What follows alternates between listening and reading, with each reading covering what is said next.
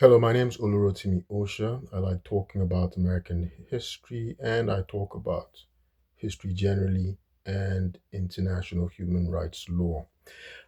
Today is March the 13th, 2026. It's been roughly 2 weeks since the decapitation of the Iranian leadership when joint US Israeli forces assassinated the supreme leader of Iran, Ayatollah Ali Khamenei, who's since been succeeded by his son, um, Moshtaba Khamenei, as the leader of Iran. And so we've been in a war, you know, there's been an ongoing war between the joint Israeli US forces and versus Iran.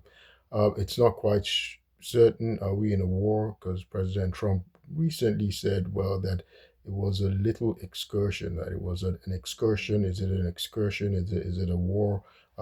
Nomenclature is quite uncertain. Is it a military intervention? I'd say a war. I don't know. But the same thing, there's confusion regarding nomenclature. Is it Persia? Is it Iran?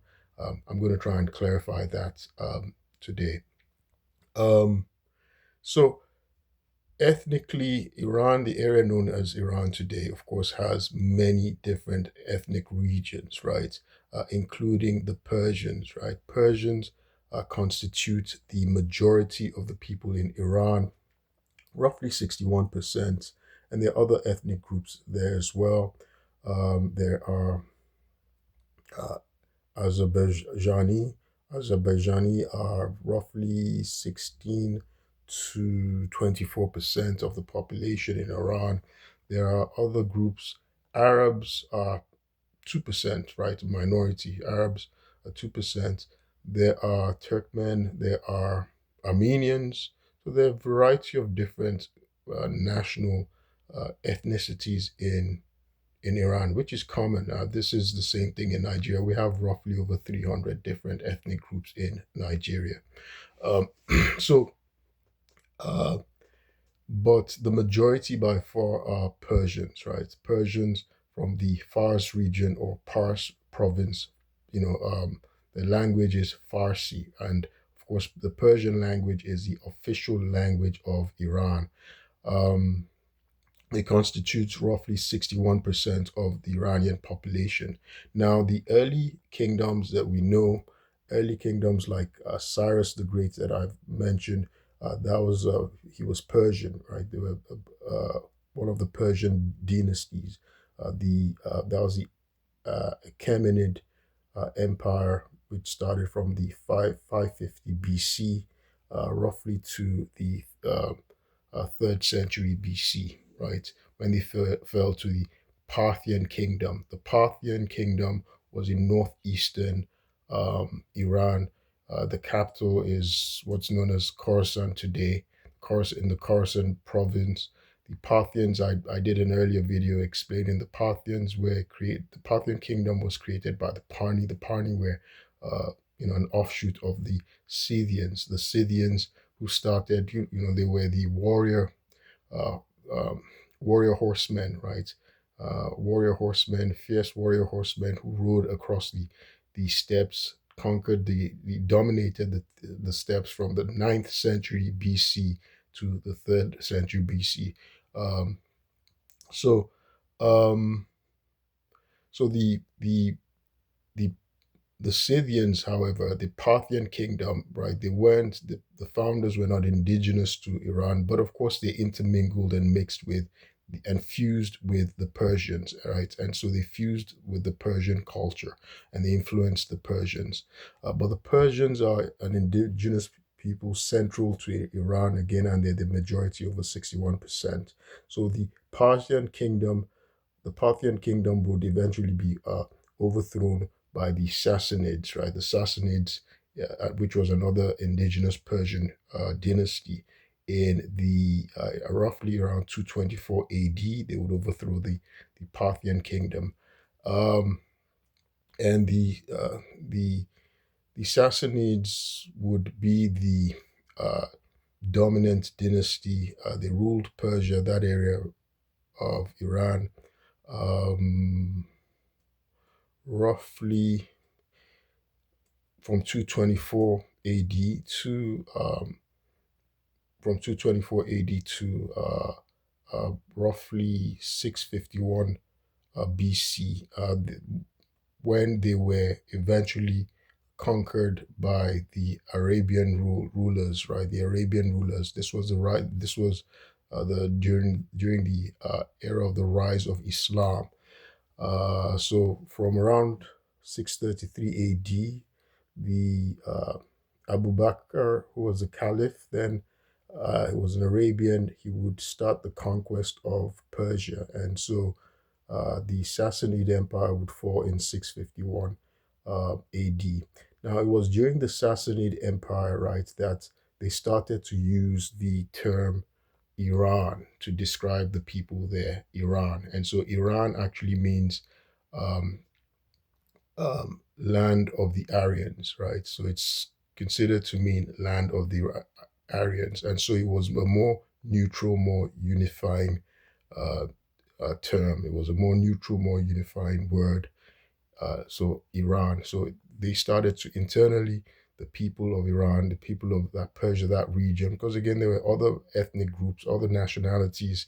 They started to use that term Iran, right, to describe themselves during the Safavid, um, um, around, yes. So roughly, they started to refer to the area, to people in the region as Iran. Now, how did the name continue to go back and forth in modern times, right? It started to go back and forth in modern times because, again, in the ancient times, they were called Persians due to the influence of course, the Bible and the ancient Greeks. The ancient Greeks just referred to the people of the Achaemenid Empire as Persians, and of course, the Western world referred to people of that region as Persians as well.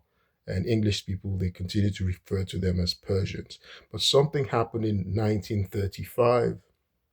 In 1935, the ruler of Iran, the Shah of Iran, who was Reza Shah Pahlavi, who was the father of the last Shah of Iran, the last Shah of Iran being Muhammad, Shah Muhammad Reza Pahlavi, right? He was the last Shah of Iran who was overthrown in 1979 during the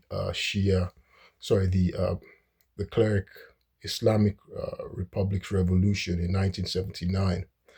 His father, who was the Shah of Iran, he came to power, after an overthrow of the last Qajar emperor, the last Qajar Shah, that's Ahmad Shah Qajar, right, in 1925 through a military coup. And eventually he made himself prime minister, but the parliament of Iran um, would elect to make him the Shah of Iran. So, and establish the Pahlavi dynasty. So the Shah means, of course, king, right? So Reza Pahlavi became Shah of Iran. Now, in 1935, as Shah, he would inform foreign delegates and the League of Nations. The League of Nations, of course, was the predecessor of the United Nations, right? Only that the United States never joined the League of Nations, even though it was Woodrow Wilson, the United States, that was the architect of the League of Nations. But Congress voted for America not to join, and of course that created the Second World War. One of the reasons the Second World War came about, I guess. But so Reza Shah, the Shah Reza Pahlavi would inform the League of Nations and foreign delegates that they should officially start to refer to Persia as Iran in the official documents, and they should start to refer to Persia as Iran. This was in 1935, because again, Iran was sort of seen as a more neutral term. um, Persian was a bit confusing, even though the official language of Iran is Persian, right? Everybody speaks Persian language, but that's a language of the people of the Fars region or the Pars province, right?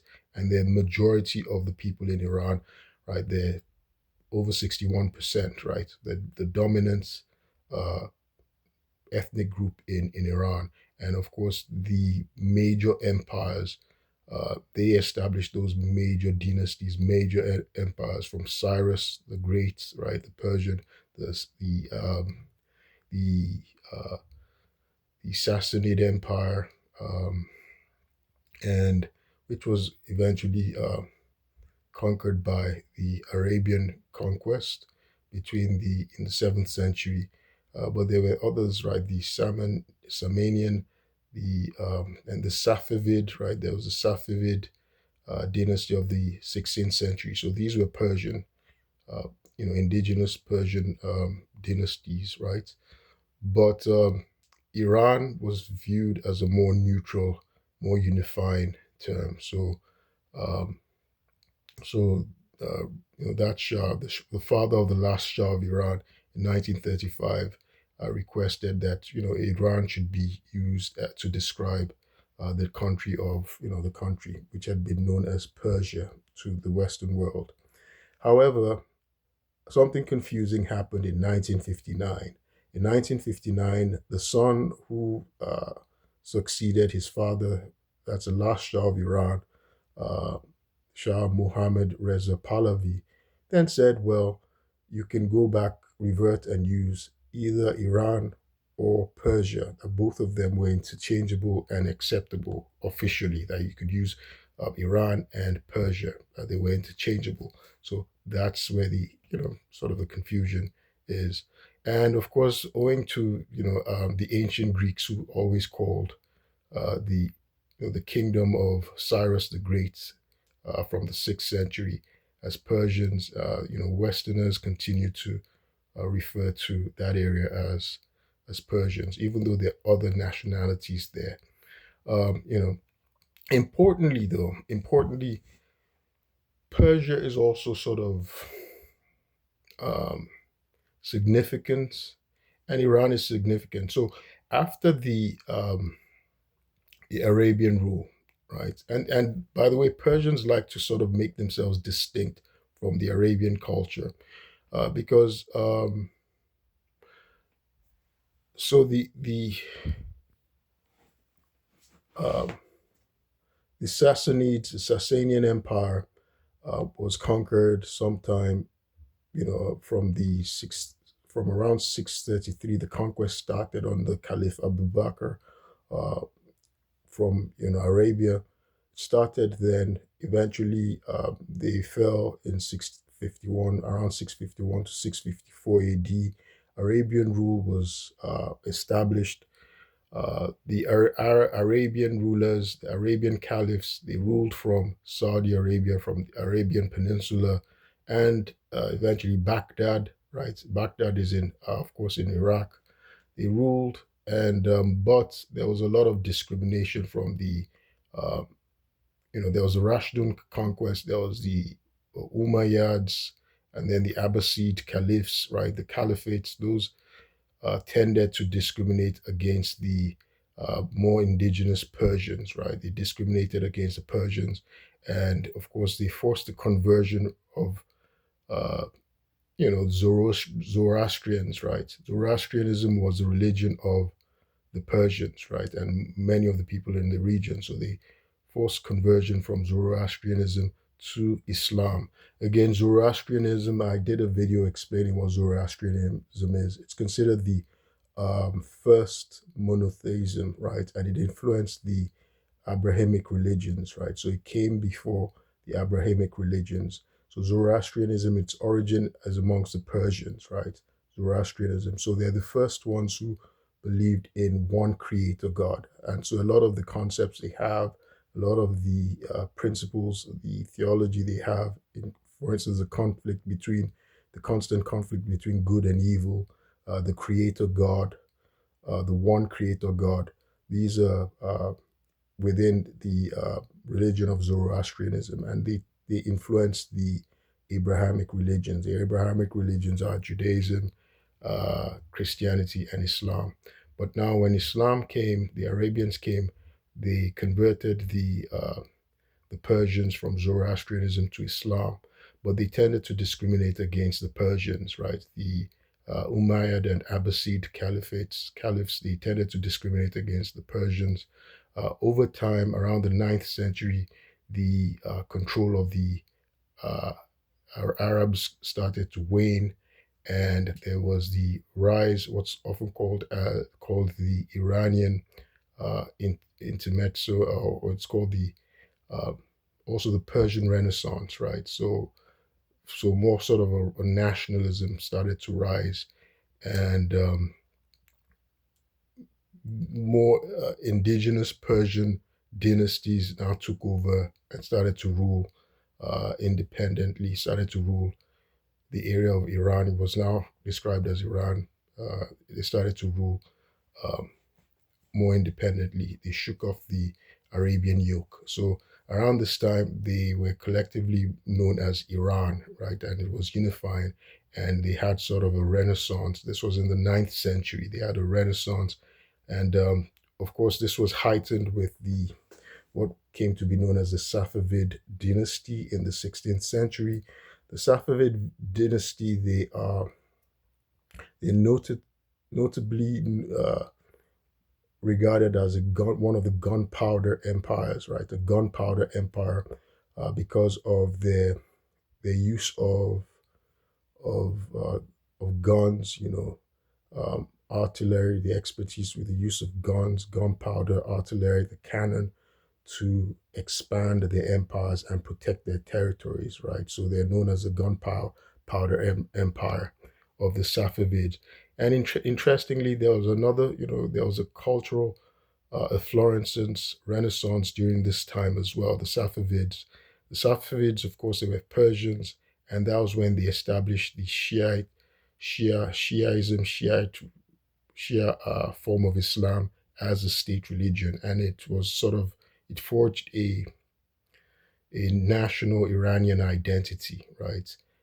So Shiaism became the state religion, and so the Safavids were very significant because they were- they they had that cultural renaissance.